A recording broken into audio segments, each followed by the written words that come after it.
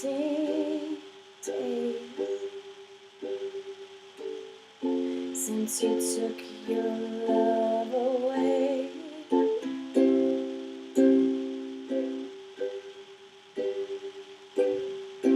I go out every night and sleep all day since you took your love away.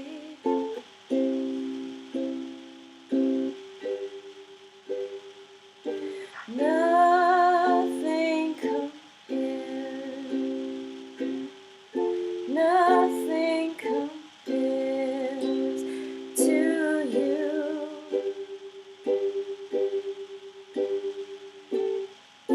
Nothing compares,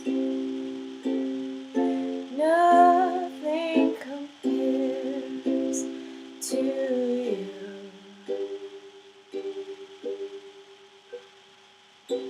I met her between the grapefruit and whole wheat bread aisle. She wore yellow as though she birthed it. I met her on a Tuesday in an open field of winter solstice, barking out the remains of autumn and approachable sunsets. It was 4 a.m. when I noticed blood hollering from her elbows that may have been too cracked to feel pain. I met her across a room full of New York poets and aristocrats, and when I asked her if she ever memorized anything like a poem, she said, "Only my name." I met her at a funeral for a woman neither of us knew, but the coffee was warm and we needed a place to sit. She told me flowers should only be inhaled during moments where something is spoken out loud for the very first time. I met her yesterday and can only tell you that her eyes are more hazel than hazel is. Nothing compares, nothing compares to you. No, nothing compares, nothing compares to you.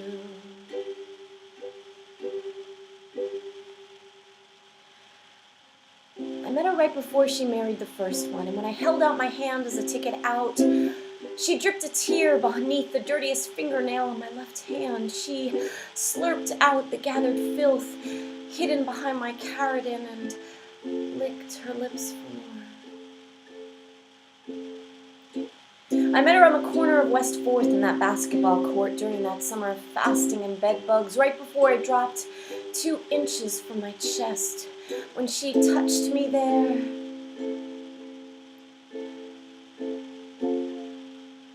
she called me handsome.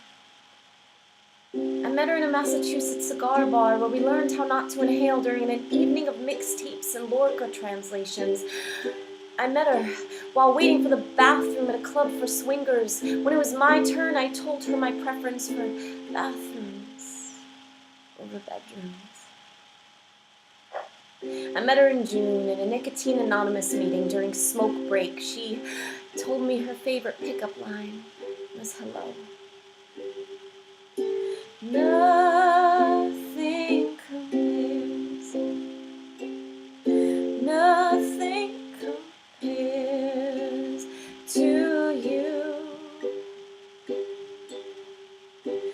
No, nothing compares, nothing compares to you.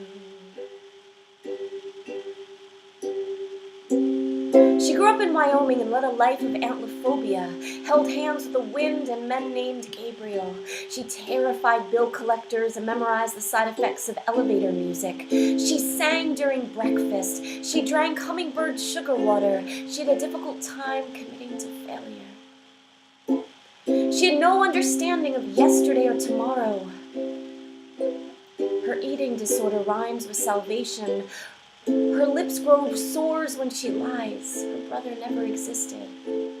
Her voice is just loud enough to wander through you. Her favorite sound is a tree in February. Her mother will die. Her palms are complicated. Her sexual orientation is everything that exists out of closets. Her umbrella is forgotten on days when the sky's sutures rip open and everything pours out. Her liver is raw, her cuticles are ignored, her diploma is bendable and cannot be exchanged for currency. Her whisper cuts windows. She breaks fasts with her dialect. She makes love to coffee and sorrow. She cuts her own hair with dull knives and scoops out the roots with wooden spoons. She transcends biology with her wardrobe and approach to bending. She is a war song. She is an oil paint which never dries. She is pernicious. She is an amaryllis in December.